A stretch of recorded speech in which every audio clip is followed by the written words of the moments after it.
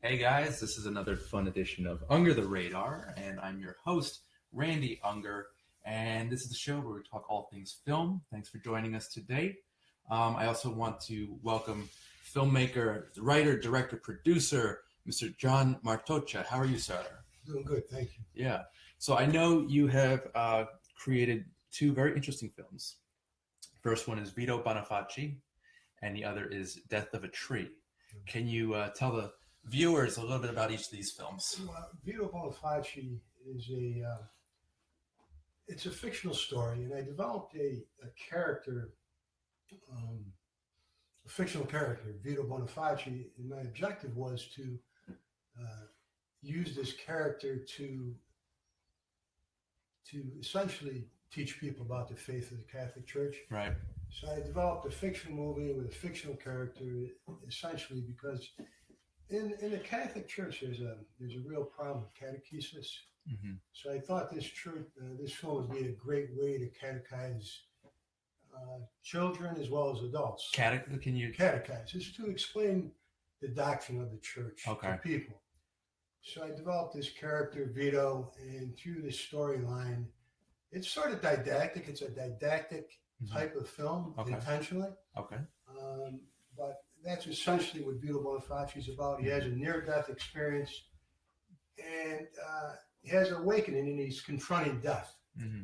So he becomes uncertain about what the future holds for him if he should die. Okay. So he has a vision, a dream. His mother comes to him in a dream, and she makes him contemplate the, death. Right. Essentially tells him he's not ready. He's not prepared. So this sort of frightens him, and he goes on this spiritual journey to, in essence, prepare himself for death. Okay. So that's essentially what Vito Bonifaci is about. And Death of a Tree is a film about a practicing Catholic, a devout, quote, devout. He's leading a good life, and he's considered a priesthood. Right. But he runs into a young female that he has a relationship with. Right. So he falls off his path of, quote, sexual purity, chastity, and has a relationship with this woman. Right. So through the movie, I wanted to show two things. I want to show human frailty, that, it's real in the sense that it shows that people do fall, right, and he falls hard, and the repercussions of his actions. The girl's young, she's vulnerable, she's impressionable, and because of his own desires, it's actually very tragic. She falls really hard, right, because he cuts off the relationship with her. So I really wanted to show human frailty, the repercussions of sin, and that really was pretty much the essence of that film. Now, where did you get the ideas for these two films? They're very heavy. I guess my films, based on personal experience. Okay. I take personal experiences that I'm dealing with in my own life, right, and I just sort of fictionalize. I create a fictional character to, the characters in the movies obviously are experiences that I've at times experienced, and I just wanted to create fictional characters to, based on my personal experience as well. So that's essentially what they were, just my experiences, Mm-hmm. What were some challenges you faced on set? When you have a vision, mm-hmm. like I had when I did these two movies, you do run into some, you run into personalities, okay. And you just have to stick to the vision. Mm-hmm. You're not making the film to appease, or to the crew. You try to work in harmony with them, but also there's personalities involved. So okay. You really have to. It was a learning experience for me because I thought I'm just a director, I'm the filmmaker. It goes this way, but you do encounter some resistance. Okay. But I guess that's the nature of filmmaking. You mm-hmm. have to just stick true to what you believe and follow through. You have to have conviction in what you're doing, and you have to believe in it, or you'll get beaten up. Okay. You just got to stick with it. A true artist, right? Uh-huh. So now, very heavily in the theme of Catholicism, right? What were some obstacles did you meet? I'm sure you met some resistance while filming. Or? Yeah, I mean, I think like with Vito, I tried to create both films, Vito and Death of a Tree, a film that I wanted to create. I didn't really try to create a film that was going to get critical approval, mm-hmm. or I knew there were certain things I was doing in the films that may make the films less appealing to a wider audience. Okay. But I stuck true to what I believed. Right.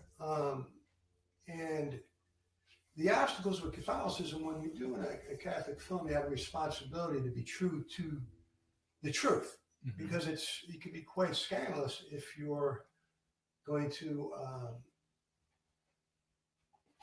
do something that's going to cause scandal. Right. So I had to be very cognizant of that, especially with the second film. The way the lead actor falls, the person who mm-hmm. plays the main character, Ronnie Marmo. Right. He did a great job, but that lead character, he played a guy, and the way he falls, I was just sort of concerned about would this cause scandal, would mm-hmm. people think, but it's reality. People fall. And I thought it was a little too, I want it to be very tragic, the repercussions of sin. Yeah. Because I want to show when we do something that is, that's for our own self-interest, mm-hmm. it creates problems. It can create problems for other people. There's a ripple effect. Mm-hmm. So I wasn't trying to be over the top with what I did. I just wanted to show the devastating consequences of my own selfish acts. Okay. The lead actor, the person who plays Mastrangelo is his last name. Mm-hmm. I wanted to show the repercussions of those actions. And it happens. This happens all the time. Right. People engage in selfish acts and there's serious consequences. Right. We deal with it all the time. And I just wanted to show this is what could happen. Just, before you act, think, mm-hmm. And tell us a little about the title, Death of a Tree. It's sort of allegorical. I mean, I did a painting called Death of a Tree. It's subject to interpretation, I would say. I would say it's more allegorical than metaphorical. So it's subject to interpretation, and life and death. Mm-hmm. Death of a tree. And both my films, I confronted the issue of death. Right. Because I think we live in our life, and life is very. We follow a lot of trivialities. We live a life based on, I believe, even myself, on trivial pursuits. So the whole objective of both of the films is to make people think about death, something that we're all going to confront someday. And there is a degree of accountability. I just wanted people to, if they get anything out of the films, is to make them think, contemplate life here on earth, and contemplate, the hereafter, the day of death. Now, has this film been screened at churches or church groups or anything like that? Well, Vito, Vito. We had screenings in New York on both films. Both Vito and Death of a Tree screened in New York City. Right. And the first film, Vito Bonifaci's been on worldwide TV on EWTN. Okay. And I think they filmed it they showed it probably about 10 times. Okay. Over the past few years. And I got a great response from the people that, watch it on TV.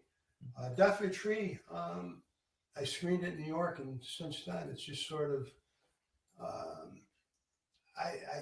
it's funny because Death of a Tree, when you told me you were going to interview me, I said, let me watch this movie. Okay. It's sort of a quirky film. I hadn't seen it in years, and I was like wondering, what did I do here? And I was really like, I liked it.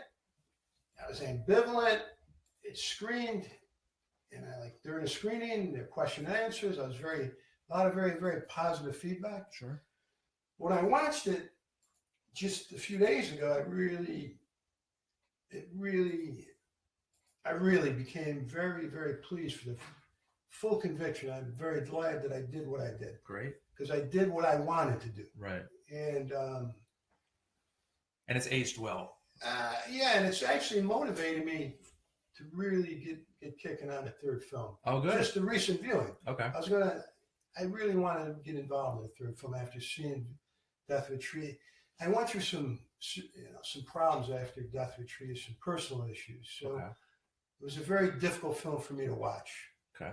And I think it's difficult for a lot of people to watch. Yeah, it's kind of deep and. And then after I watched it, after a period of not watching it, okay, I said, Lord, just help me look at this film objectively. Okay. And I was able to, because I'm very critical on myself, I was able to objectively look at the film, and I was very, very, very happy with what I created. Yeah, through God's grace. That's great. Yeah. So this is part of a trilogy, or is it all connected in some way? It's connected in a sense that, it's a personal expression. Mm-hmm. So art is a personal expression of our experiences. So the third film is going to, also be a personal expression of what's the point of filmmaking? Mm-hmm. The character, if I may, in the third film he's devastated. He's lost his family. He's lost his wife is divorced and he's broke. Mm-hmm. And he's wondering, why am I a filmmaker? He's hitting the bottle heavy. All right. But the third film shows why he does what he does. Okay. And I just wanted to, just because I think, why do I do what I do? I'm spending money, and you put yourself out there personally. Right. You're giving your heart and soul, and, not all people appreciate what you do. Right. So you do what you do because you want to do it. Right. So the third film is, I would say definitely it's a continuation of my development as a filmmaker. Okay. And I really have to go forward. And you reused a lot of the cast from Vito Bonifaci for The Tree. Do you plan on bringing them back for the third film? I may bring some of the characters back. Mm-hmm. In both of the films, they're fictional, but there's also a very documentary aspect of the film. Right. Because the priest is a real priest. The characters are actually real characters in what they do in life. Nice. And Death of a Tree has a sort of very much a documentary aspect, mm-hmm. Because of aspects of the main character are similar to certain aspects of my life. Okay. Yeah, there's a lot of shots that are kind of voyeuristic, especially of him, Ronnie Murmur in the field reading the book, kind of seeing like someone's spying on him in a little way. It's really good. So, who are some of your influences? I'm curious as a filmmaker. That's a good question. I went to a film symposium with my son at Hamilton College years ago, and it was Hamilton College and Colgate University held this film symposium, and I know. I was actually influenced by, some of the documentaries I've seen. I'd like to perhaps in the future do a documentary, but to me, I believe that for me, they seem to be more difficult than a fictional film. Interesting. Yeah. A lot of research involved. Yeah. I think there's a real genius in doing a good documentary. And hopefully through God, someday I'm able to do a documentary. But probably the most recent film that I seen that I thought, and I don't watch a lot, to be honest with you. I live a pretty insular life, and this film I liked, and it's actually not too recent, but the last film I liked that I thought was really probably one of the greatest films I've ever seen was The Wrestler. Oh, yeah. With, Mickey Rourke. It was very funny you mentioned that. The gentleman who has a show before mine was the associate producer on that. Wow. Yeah. And I see, what an exceptional... It's a great movie, yeah. Just aspects of that film were just unbelievable, like the deli scene, and just so many aspects of that movie. Right. And it was just, I like what it had to say too. Right. Film. Kind of spiritual, I think, right? Yeah, I would say so. Yeah. Okay. Would you like to make a film like that? Well, it's a little. I have a very limited budget. Make do. And it'd be nice if I had unlimited funds I could just direct. But it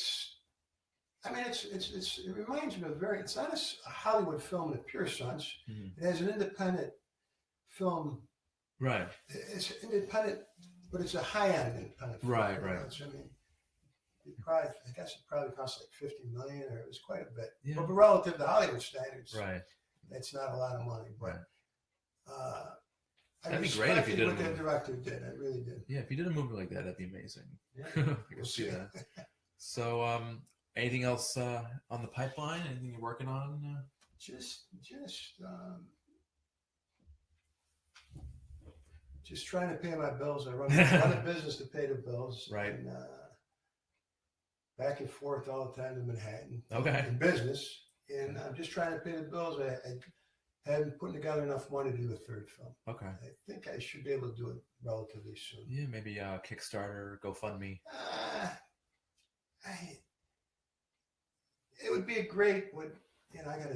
I just don't have the energy or the desire. I'd rather just patiently raise the money. Kind of like Ronnie Marmo's character. The art will come to you. Yeah, I don't want to. I don't know. I just don't feel comfortable asking people to contribute to what I want to do. Right. If they volunteer, that's fine. But I'm not going to go on Kickstarter or anything like that. Okay. It's not who I am. You give a lot of Kickstarters, a lot of you're selling a concept. You're not selling the art. A lot of times there's a lot of empty promises. But God bless if anybody's able to raise money and do it that way. Just not for me. Okay. So what advice do you have for aspiring young filmmakers? Just do it. Just okay. And don't worry about make a film that you want to make. And don't worry about I'm a painter. Okay. So somebody says, you paint this over. Why don't you add some blue paint? Right. Nobody would tell me how to paint a painting. Right. So the same thing with filmmaking. Don't do something that your heart is telling you to do. Don't do a film that you think someone's going to like it or not like it, or it's going to make a critic happy or not happy. You're doing a film out of conviction that you believe in what you're doing, period. Okay. And jump into the water. Just do it. And if you don't have the funds, Kickstarter, like you mentioned, or what, don't give up on your dream. Just do it. Okay.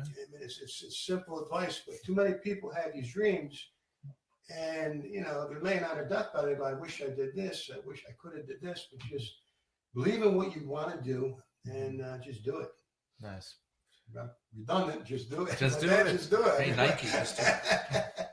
So, okay. Let's see. Yeah.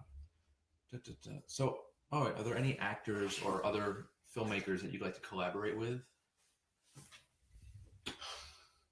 Not really. I have some actors in mind for my second film. But, my third. I have an actress in mind for my third film, but possibly I think, what's important is a director of photography and, to get the right director of photography for the film. Vito, I did more of the photography was a very important part of what I did with Vito Bonifaci. The second film, photography was also important, but I put more emphasis on photography in Vito as far as the director. Okay. And whereas I gave a little more leeway to the director of photography in the second film. Okay. But on the third film, I want to really get more involved in photography. Okay. Like I did with Vito. So you writer. Photography is going to be. It's going to be a more quiet film. My third film. My film. One of the critics said about Death of a Tree that it wasn't subtle. Well, I'm glad it wasn't subtle because the character that Ronnie Marmo plays, this James Mastrangelo, he's a right-to-life guy. And right-to-life guys are anything but subtle. Okay. And I think what's offensive with Death of a Tree with some people is this main character is very, very didactic. Whereas there's didacticism in Vito, but it's coming not from the main character. Okay. It's coming from flashbacks to different people. Okay. But the didactic quality of Death of a Tree comes from the main character. So this character is right-to-life people are over the top. They're people of conviction, and they're not afraid of just saying what they have to say. Okay. So I think I caught the very essence of a right-to-life character in Death of a Tree. Because Ronnie plays how that character is. Okay. They're always preaching, and they're always, there's a charity, but there's also people of conviction that believe in what they do. And I think I captured it very well in Death of a Tree. That's great. So last question. What makes great art? Great art is based on staying true to who you are. You could always evolve as an artist, but the key with art is stay true. Okay. Be who you are. Don't try to make art that other people are going to like. Make art that you like. Be true to yourself. Don't compromise. And I think we live in a world where a lot of people compromise who they are so they can get applause. What? If you want to do that, do it. But that's not to me. It's not an artist. Right. You stay true to who you are. Right. You're a person of conviction, and you don't deviate from your vision. Even if you know your vision is going to disturb people, they're not going to like. One thing about my films, they either hate them, especially Death of a Tree, or they either hate Death of a Tree or they're like, they love Death of a Tree. Right. Vito has more of a neutral quality. They either love or don't like. There's a lot of neutrality. Right, there's a lot of gray in there. But Death of a Tree, they either hate it or they really like it a lot. So, but I'm hopefully it's only the third film, and if there's any more, you just evolve artistically. Okay. So. All right, John. Well, thank you so much for your time today. This was amazing. All right, thank you. And I look forward to seeing the third film. I really want to see more from you. Thank you. You're a great artist. Thank you. Thank you so much. Thank you. Awesome. Come back anytime, okay? All right, we'll do it. All right, thank you. Okay, guys, we're going to be right back with our film review segment, Everyone's a Critic. Stay tuned, guys.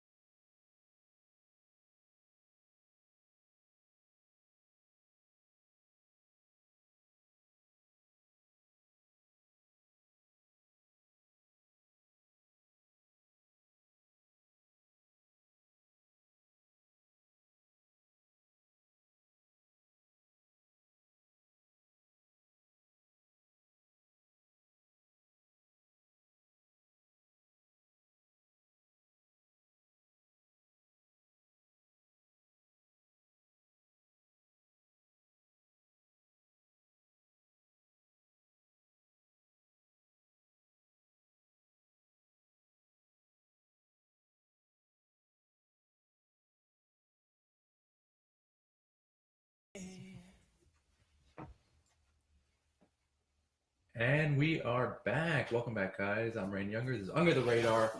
And right now, this is our special film review segment, Everyone's a Critic. And I want to welcome back Miss Rachel Kolb. Hey, Rachel. Hello. How are you? Doing great. Good. Yeah. And new to the show, Mr. Zach Shevich. Yes. How are you, sir? I'm doing well. How are you? Good. Thanks for having me. Yeah, it's great. We met like a few years ago. In a Yeah, screening. we've been circling each other a little bit. Right. Probably. Finally, we're working together. This is amazing. So, guys, we saw two films. First one, kind of interesting, Bloodstripe, about a female Marine who comes back home from Afghanistan, basically with PTSD, trying to cope with life, kind of adjust back into society. Rachel, let's start with you. What did you think? I enjoyed this movie quite a bit. I would say that I think the first half of the movie is much stronger than the back half of the movie. Some parts that I really appreciated about it, the lead actress I thought was excellent, and apparently she had quite a role in developing the script. Kate Nolan. Yeah, she's credited as co-writer, I believe. Was she? Yeah. Apparently this is a subject that's very close to her heart, which you can tell in her performance very much so. Okay. I also appreciate it. In a weird way, it kind of reminded me of the show Crazy Ex-Girlfriend because of the fact that she decides to make such drastic change in her life and thinks that by doing so and by giving herself, like putting herself in a new location and in new circumstances, that it's basically going to kind of hit a reset on her. And I appreciate that it shows that that definitely isn't the case when it comes to PTSD. Right. You need help, you need counseling, possibly medication, you need a support system, and just doing something like that, a drastic change isn't necessarily going to fix things. Right. That's a good point. Very good point. Zach, what did you think? Yeah, I mean, I agree with just about everything Rachel said. Yeah. I want to say something that might sound a little bit condescending, but I don't mean it that way at all. In that, like, I feel like I've seen stories like this from a male perspective, but I've never seen it from a female perspective. Yes. And that to me was something that brought a lot of fresh energy to it. Right. You know, not just the fact that the protagonist, who doesn't have a name, is just referred to as our sergeant, which I thought was, I like when movies do that. Not just because she's the lead, but in her interactions with people at the camp and stuff, there's a lot of roles that give good characters, more characters who are rounded to women, in the type of story that is often associated with macho-ness or masculinity, or you know. If you told me like this is a story about a Marine who comes home with PTSD, I'm thinking that's like a dad movie, you know. So it's like, well, thank you for your service just came out a couple weeks ago, so it's kind of in that vein. Yeah, and that's kind of sort of not really. I mean, there's some macho-ism in there too. Yeah, but it is nice to see a fresh perspective from a female perspective. That's actually a really good point. So, did you guys enjoy the performances? I would say the performances were pretty solid across the board, and I kind of wished almost that we'd seen a bit more of. I think of him as Toby from This Is Us, but the actor who played the husband, in the movie, I'm thinking on his name. He's excellent, though. I've got Tom Lipinski. Is that ring a bell? Might be. That might be okay. Yeah, but he's excellent on This Is Us, and he I think his parts in the movie were well played. I kind of wish she'd had a little bit more to do, but clearly this movie is about her. Right. It's centered on her. It's, you know, she's like, her performance really carries the movie. I think my favorite scene is the party sequence where she like gets really crazy with this guest and pushes him against the refrigerator. There's some pretty good editing there. In the way the pacing of it kind of throws you off a little bit. You don't see everything that's occurring in that scene, but you get the sense of like how this party sort of creates a similar chaotic atmosphere to one that triggers her. And the way that the movie sort of deals with that, things returning home with you, not escaping your experiences in your new environment, I thought was it was really well portrayed, and it did so a lot through visuals. You know, there's a sequence where she's running, and you see her. It's a flash of her running in the present day, and then it's a flashback to her running in full military garb. Right, that was good. And the ways that they're able to communicate her issues wordlessly, visually, I thought were strong in the movie. Yeah, I like that aspect, but I think it was missing something over. Like, you know, it felt like there needs to be more, something to really elevate this film to great heights, and I didn't see that. Yeah, I think probably the biggest misstep of the movie is the thriller type aspects in the second half with the two kind of hillbillies, I guess. Yeah. Like the ones that are living nearby the camp, that there's question about whether or not they're actually doing. Who always seem to be listening to the exact same Yeah, metal song. the exact same one. Yeah. Yeah, I think that was a big chunk of what happens in the second act, and Yeah. it doesn't really carry you through. The beginning was very interesting, getting to know her struggle, and then I think it's spinning its wheels a little bit to get to the ending. Yeah. And I can see what they were going for with it, with trying to make her into perhaps an unreliable narrator in that whole sequence, that you're not really sure if everything that she's saying and the way that the camera is shooting it, and that these guys are actually like full out evil and possibly dumping bodies in the lake or whatever, or if this is her conflating things, or possibly some side effects of her PTSD. Decent premise, decent story, but I think it was just maybe a little too long, and they could have picked better actors. Maybe the script too could have had some tightening. Did you, without spoiling it, find the ending satisfying? Yeah, I mean, it was okay. It was ambiguous. It was a little maybe too ambiguous for my taste. Okay, yeah. But I like you were saying, I think the first half is pretty excellent, and the second half there's a little bit less there. It goes downhill, sadly. Yeah.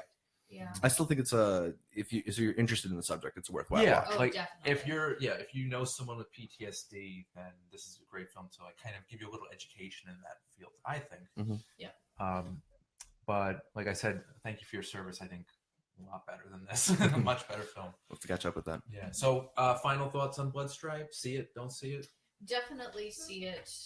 As far as the ending, I think I've enjoyed it more the further away I've gotten from it, because I don't think that there was, at least with the story that they were trying to tell, I think that they had to go with an ambiguous ending. Yeah. I think that was, and ultimately I think those are perhaps on first viewing less satisfying. Okay. Zach? Yeah, I mean, I don't know if it's a cop out to say like see it if you're interested in it. If it seems like a movie that you would want to see, I think there's value there. Like, I don't think it's a movie that every single person is going to enjoy, but from the description, if you're intrigued, then I think you'll be satisfied. There's actually one other thing that I want to mention. Yeah. There's a couple different setups in the movie of something that with a lesser filmmaker that they would have used as almost like fixes in her life. Like they set up the notion of perhaps like a romantic interest, or the notion of what was the other thing I was just thinking of? But there's a couple. Religion as being one as well. Also with that character and with having the religious group there of maybe faith being a fix. Okay. And I appreciate that it didn't go down those routes. That it presented those as perhaps positive. Maybe it would have been, maybe she would have had a good relationship with this guy potentially. I mean, it certainly wasn't starting out in the best way, and perhaps faith could have been a good help for her, but it's not a fix. Yeah, they're very much presented like Band-Aid. Sorry to interrupt. Yeah. And plus, I kind of like that scene where they were kind of getting together, and she was pushing him away. It was very like aggressive, like she was still on the battlefield. You know, so I like that. Great performance from Kate Nolan, I think. Yeah, and totally convincing as the tough Marine. Yeah. Yes. She had like a Kate Blanchett, Kristen Wiig thing going on. It was very interesting. Nice. So I enjoyed it. Yeah, and I believe she's also the wife of the writer-director, the other co-writer and director. Oh, that's Remy Orbert. Yeah. Star Trek, from Boston Legal. Yeah. Deep Space Nine. Right. Yes. Okay. He's also a minor character in the movie. Right. Yep. Right. He plays like the leader of the church group, the hippies. Yeah. That's cool. All right, guys. Next up is not as good as the first movie, but it's called The Heyday of the Insensitive Bastards. And this was a strange one. Yeah. Basically, it's an anthology film with 7 vignettes. Short stories by Robert Boswell. There's 7 different stories. I'm not going to describe each one. I don't think it's worth it. No. Not really, because they're all kind of half-baked ideas. Right. That's the problem. Yeah, but you've got a great cast, though. Yeah, a surprisingly great cast. You know, you're an hour into this thing, and it's like, oh, is that Natalie Portman? Yeah, in the middle. Like, what? Yeah. You got James Franco, Kate Mara, Kristen Wiig, Matthew Modine, Modern Family's Rico Rodriguez, which I think that might have been the best, if not one of the best segments in the film. Yeah.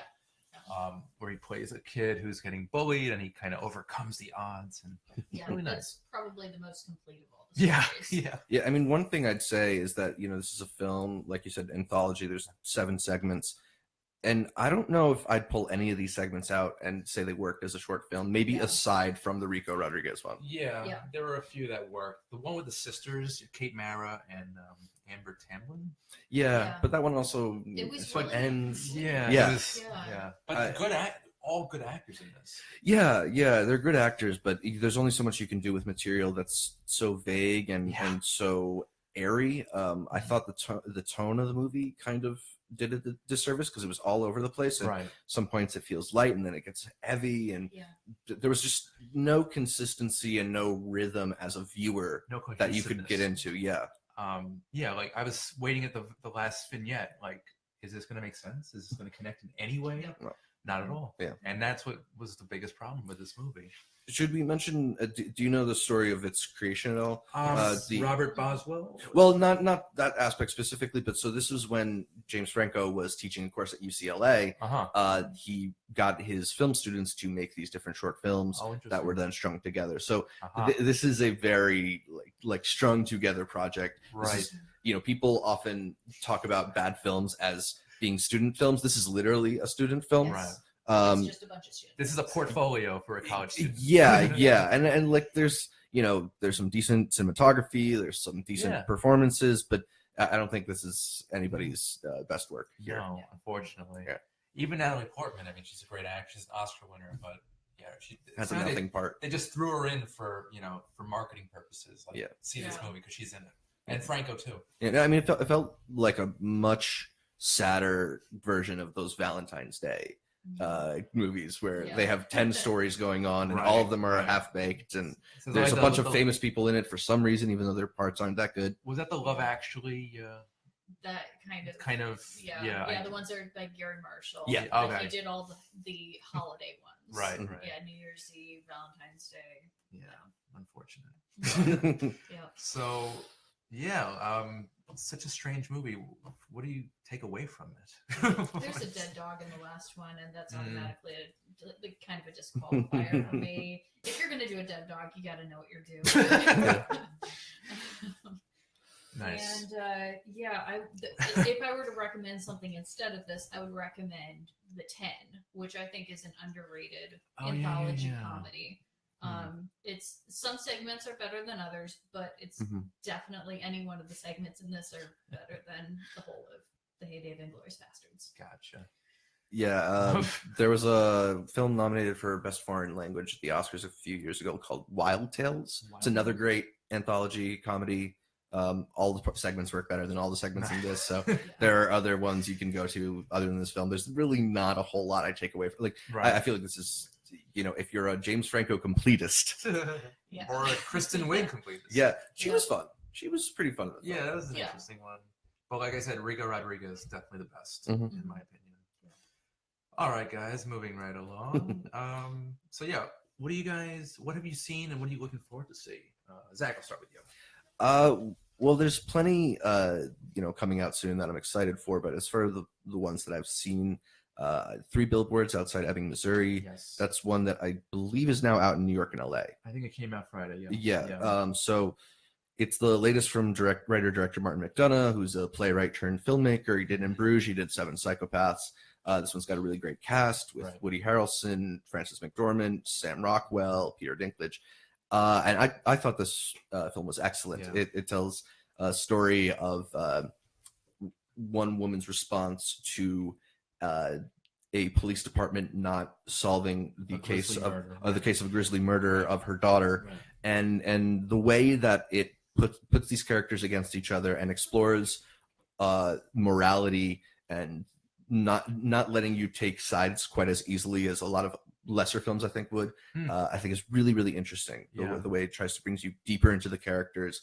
Not to mention that Martin McDonagh is one of the most hilarious vulgar writers out there. He has a way of dropping in an F-bomb or something that sounds hilarious in context. So I liked him a lot. See, 3 Billboards. Oh, great. And it's crazy. It's so Coen Brothers. I love it. Yeah, he does have a bit of a Coen vibe to him. Right? Yeah. And there are some scenes and the dialogue and the performances and the setting, pretty much everything. Rachel, I know you haven't seen it. Yes. But I'm sure you would urge her to see it as well. We were talking before the show. I'm very much looking forward to seeing this. It is so good. I think it's one of the best movies of the year, in my opinion. Definitely. Same for me. I could see anything Sam Rockwell's in, anything Woody Harrelson's in. And Frances McDormand, this is one of her best performances, maybe her best since Fargo. And Right. she's excellent. That's what first thing I think I saw her in was Darkman, 1990. Yeah. Nice. But she came into prominence with an Oscar win after Fargo, I'd say. Yeah. And this definitely has a Coen Brothers feel. I love it. The performances, the action is disturbing. Yeah. There's definitely some gruesome moments. Yeah. And one involving a dentist drill. Yes. I'm not going to leave it at that. Yeah, I mean, it's definitely not a light, breezy comedy. Also, in the thematic stuff going on, it talks about police brutality. It talks about feelings of resentment towards police. I think it does it all in a very fair way. And to handle that type of material, to handle what's going on with this central murder case, and do it in a way that I don't think is disrespectful or not fully thought out, I think it's really commendable in a comedy like this. It was great. I call it a thriller dramedy. Yeah. So good. What have you seen lately? Well, I did see Thor Ragnarok. Okay. Which is excellent. Really? I've heard great things. Yeah. Just really fantastic. If you like anything by Taika Waititi, it's in his same vein of comedy. Okay. But there's still so much heart to the whole thing, and a really subversive message about colonialization. Really? Snuck in there. Yeah. I mean, and it's not even necessarily something you can watch it and not necessarily pick up on it, but it's definitely there. Okay. So.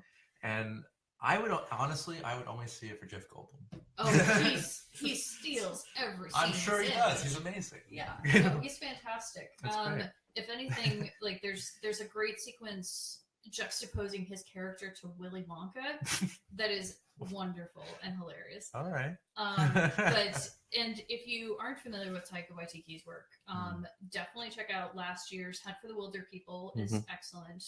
Just any one of his films. Who was in Wilder People again? That was Sam Neill. Ah, yes. And also the kid from Hunt for the Wilder People is going to be in Deadpool 2. Nice. Has been cast in that because Ryan Reynolds was a huge fan of Hunt for the Wilder People, apparently. So, and also the Child Protective Services, the actress who plays the Child Protective Services lady in the movie, whose ongoing joke of "No Child Left Behind" is amazing. She is also in Thor Ragnarok. Because he made a point of casting a lot of New Zealand actors in the movie. Which is, again, also wonderful because New Zealand has a lot of talent, a lot of acting talent there. So. Interesting. Okay. So yeah, a movie that I've seen recently that pretty much blew me away. Last Flag Flying. Another one, Rachel. I know. I'm sorry. Yeah. But this movie was so good. The new Linklater. Yeah. So yeah. Basically Steve Carell plays a father who just lost his son in Iraq, or was it, or Afghanistan? Yeah, I want to say it was Iraq. I think it was Iraq. Well, loses his son. He's actually a former soldier himself. He was in the Navy, Steve Carell, and basically he enlists the help of Lawrence Fishburne and Bryan Cranston, fellow Navy buddies, to help transport his son's body and bury it. And it's got comedy, it's got drama, it's got amazing performances. Yeah, what did you think? Yeah, I was a little more divided, I think, than you, although I liked the movie. I think it's interesting because it has a little bit of that Linklater hangout movie kind of vibe. Right. Somehow strangely mixed with a movie about a father who has to deal with his dead son's body from military action. Kind of a silly premise. Yeah, I mean, there's definitely, you could see a much sillier version of this where, he's picking up this body and he doesn't want to bury it in one place, so they're doing some trip. It's almost like Shades of Little Miss Sunshine. Yes. But they play, Linklater doesn't do things very broadly in his films. They play it pretty realistically, and the way, I think Linklater is very great at getting a group dynamic. The way that Carell, Cranston, and Fishburne interact at points of this movie, and you tell that there's history there. Yeah. You know that these are people who've grown together, who've grown apart, Mm-hmm. and was it 20 years, 25? It might even be more 30, than that. maybe yeah. 30. Yeah. But they haven't seen each other. Yeah, it's. I think he does characters really well. I think the actors are giving great performances. I did find it to be a little bit repetitive on the central kind of conflict in the movie ends up being kind of with Cranston being more of a realist, and Lawrence Fishburne plays a pastor, right. and he's encouraging Carell to embrace faith. Then Cranston's pushing the other way, and a lot of times it just reduces to that argument of, well, I don't believe in Jesus, but you do, and Carell's in the middle of that. Yeah, doing that over and over again got a little old, but I think there's a lot of really great material there. I think if this film were a little grittier, a little more tough, it would have been a lot better. But I liked it anyway. Yeah, it was a little glossy here, but some very funny moments. Yeah, Cranston knocked it out. He's great in everything. Yeah, I don't think I've ever seen a bad Cranston performance. Yep. Yeah. And you even playing himself in The Disaster Artist. Oh yeah. And LBJ, you're a Broadway. I did not actually see that. Okay. I know. All right, that's fine. Pretty bad, but it was one that I meant to see, but okay. I can't. Unfortunately, when it comes to Broadway, tickets are very expensive. Yeah. You can't always see everything. So that's a good point. So, what else have you guys seen, or what are you looking forward to, Rachel? Oh goodness. I did see it. I know that there's a new Netflix series, I believe, that's coming out. That's an all-female Western that looks pretty fantastic. There's what's the girl? Meek's Cut Off? No, the one with Drew Barrymore from the 90s. Bad Girls, I think it was called. Madeline Stowe, Drew Barrymore, and like two other women, and they're all cowgirls, and they have to battle some evil tycoon or something. I don't know. Yeah, I guess I'm not familiar with that one. There is another movie that I can remember the name of right off the top of my head. I saw a trailer for this movie called Dark that Netflix has acquired.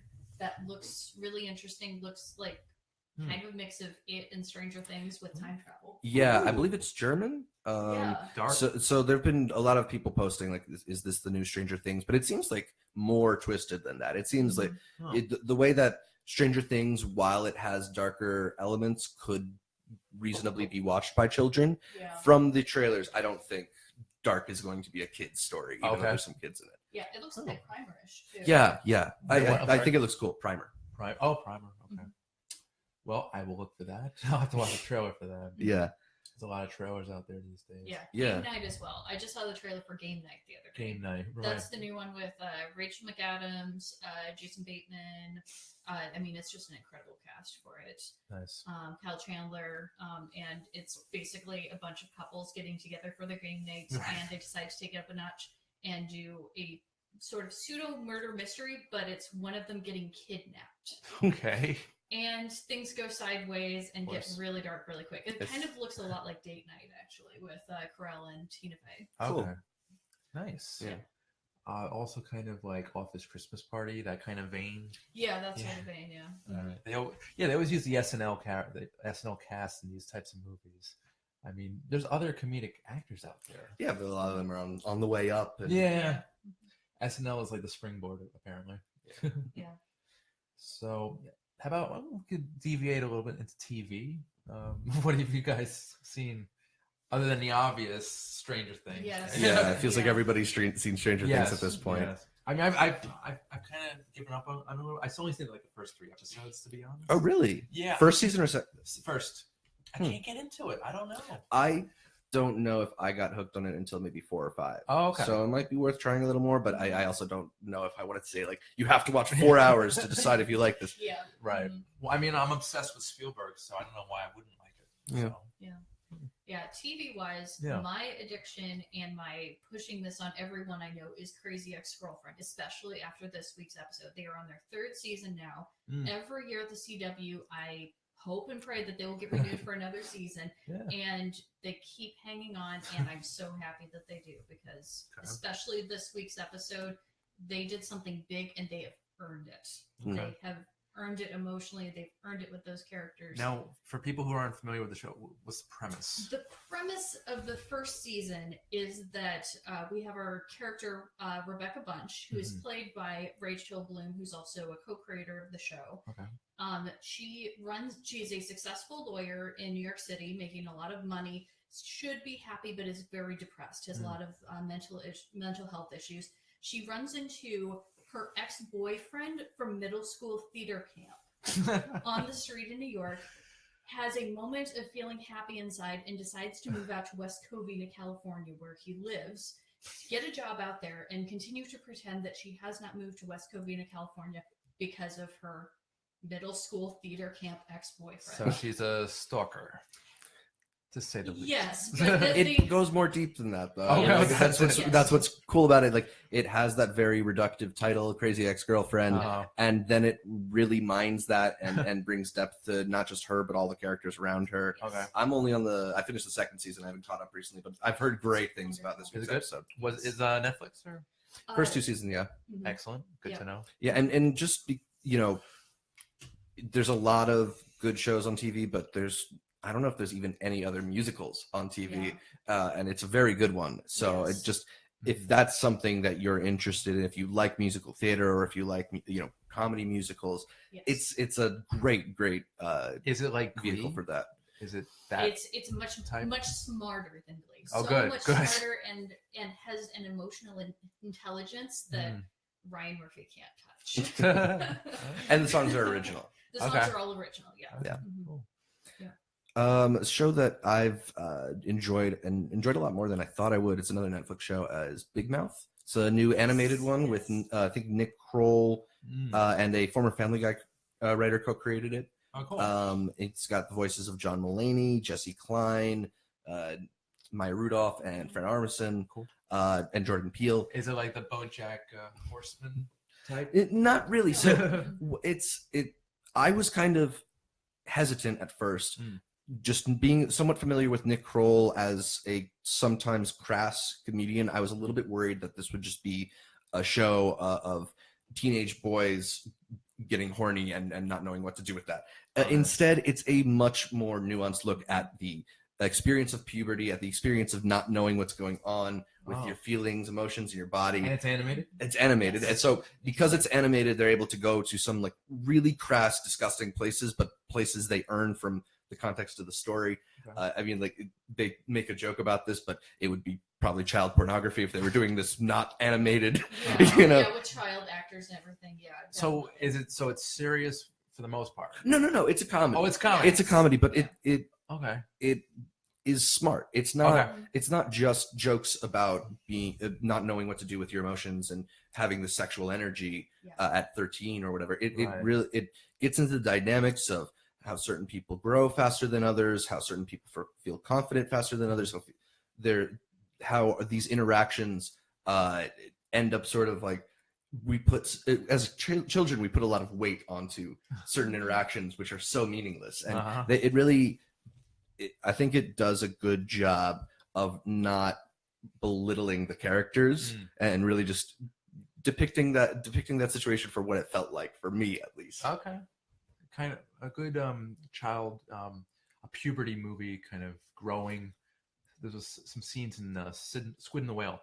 Yeah, I mean, I'd say it's closer to Superbad, just with its tone and stuff. Okay. Oh, definitely. But yeah, like. But that gross out teen humor kind of, I think it's gonna run its course. They do some, I think, unique things here. Okay. I mean, it's more vulgar than I think South Park gets at times. They have the benefit of being on Netflix, where they can curse as much as they want and draw gross things. But I think because they have that freedom, they're able to get at some like understandable, universal things that aren't necessarily touched on in a lot of these teenage comedies. Okay. Yeah. Big Mouth, yeah. All right. Yeah, definitely. I will look for that. Yeah. Yeah, but for me, TV wise, I should get into Stranger Things more. I'm just more of a screening link guy these days. screening links. Right. But anything else you guys want to talk about, film, TV wise? If I Or can Broadway, for a I mean- second, there's Yeah. actually two shows that I would like to recommend for people in the New York City area, two stage shows. Crybaby at the People's Improv Theater. It's a one-woman show about her experience as a first-time mother and her experiences things that no one ever prepared her for, because the way that media shows pregnancy and motherhood is very different from what it's like in real life. And secondly, I would like to recommend Don't Feed the Indians, which is currently running at La Mama Theater on East 4th Street. It's excellent, and it's only running for one more week. Crybaby did just get an extension on its run, so it's going to be running for a little while longer, but definitely both of them worth checking out. Nice. Zach, are you a theater goer? I am not as regularly, I assume, as Rachel. I don't know if you've even seen a show this year on Broadway. No, I haven't either. But yeah, it sounds interesting. I'd love to check out those shows. As for something I'd recommend, I just had it and slipped out of my head. Well, think on that for a second. Sure. I just got a ticket to see Danny Elfman perform live Nightmare Before Christmas at the Barclays Center. Very exciting. Yeah, next month. So that'll be like an early Christmas present to myself. I'm a huge Danny Elfman fan. I'm kind of obsessed, in a healthy way. Yeah. But yeah, he's my favorite composer. This would be great. Yeah. Are you guys film score aficionados at all? Or? I'm not going to call myself an aficionado, but Okay. I love listening to them. Okay. Yes. Yeah. I was going to say the Fountain soundtrack is a regular listen on my phones. Who wrote that? Oh goodness. Was it Clint Mansell? Yes. Yeah, he does a lot of work with Darren Aronofsky. Okay, Requiem for a Dream. Mhm. Yeah, okay. Did he do that famous song? Yep. Okay, that's cool. He's good. Yeah, Clint Mansell's great. He's one of my favorites. I've really enjoyed the work of Mika Levy recently. She did the Under the Skin score and then followed that up with the Jackie score, which are probably two of the best scores from films in the last 5 years. So interesting. Yeah. Film music does not. It needs to be elevated. It needs to be promoted better. Yeah, I'm surprised that it's not. I mean, I use Spotify, and now a lot of these scores are on Spotify. So for me, that's great. But I'm surprised more people aren't getting on that. I know it's some really great pieces out there, and they're just lost in obscurity. It's sad. Yeah. But yeah. So guys, we have about a minute or so. Did you want to plug anything? Any social media? Well, you can find me on Twitter at Rachel E. Kolb. You can also find me online. My theater website is ludus, LUDUSNYC.com. You can also find my handle for that is at ludusnyc on Twitter. Cool. You can find me across social media at Z Shevich, ZSHEV as in Victor, ICH. And I also host a podcast called Intercut, which you can find on YouTube and SoundCloud and maybe iTunes, hopefully. But yeah, you can see more from me there. Very good, guys. All right, so that about does it for now. I want to thank Zach Shevich, Rachel Kolb for being here today. And this has been the 15th episode, guys. Ooh. So I want to thank everyone who's been watching. I want to thank all my guests. I want to thank Jim Savelli, great engineer. Thank you. You're very welcome. And so that's been our show for today. Next week, we're going to be reviewing some more movies, including Justice League. So please stay tuned for that. Again, Randy Unger, and this has been Under the Radar. Thanks for watching, guys.